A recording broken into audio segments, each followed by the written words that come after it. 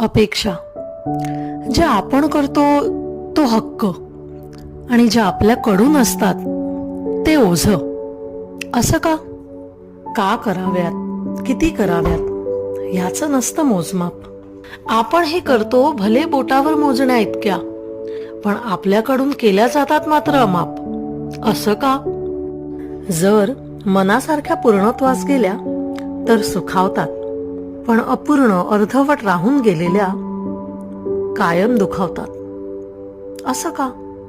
विजयाची शिखरे दाखवत काही मनोबल वाढवतात, तर काही पायातल्या बेड्याहून जागी चढकवतात.